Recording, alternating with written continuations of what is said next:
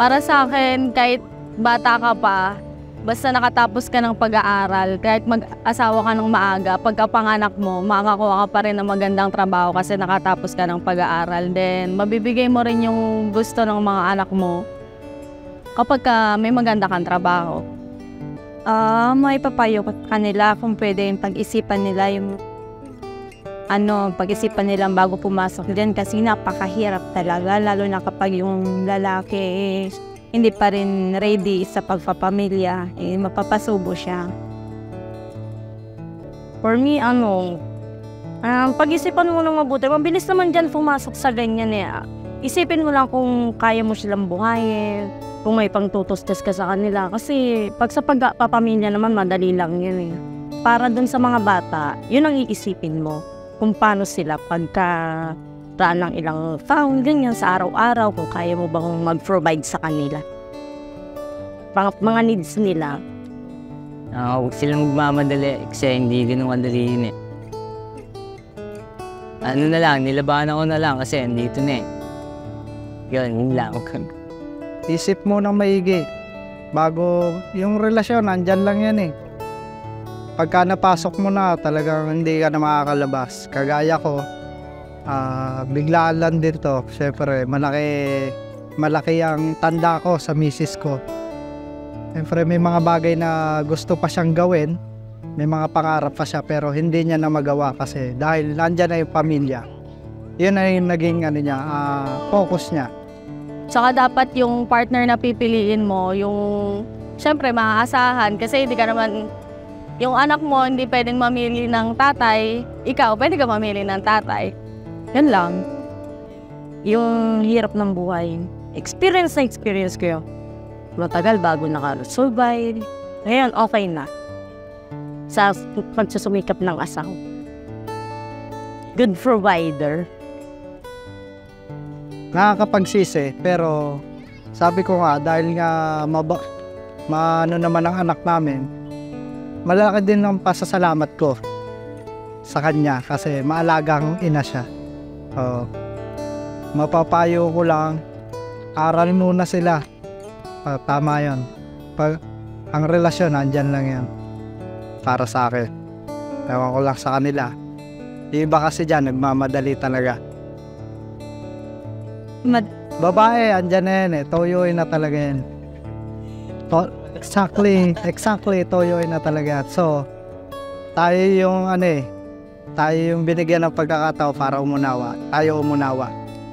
Sa buhay ng may mag-asawa, may hindi talaga pagkakaintindihan. Kaya kailangan unawain mo ang misis mo. Ano man ang pinag-aawayan nyo, kailangan ikaw ang mag-adjust. Lalaki ang mag-a-adjust para sa pagsasama nyong dalawa. Kung ayaw nyo nang lumala, ikaw nang mag-adjust.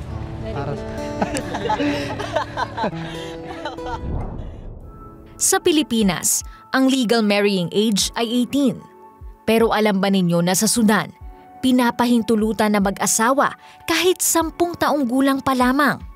Ayon sa mga pag-aaral, ang pag-aasawa kapag wala sa tamang gulang ay maaaring makaapekto sa kalusugan, lalo na sa babae na maaaring magkaproblema sa pagbubuntis.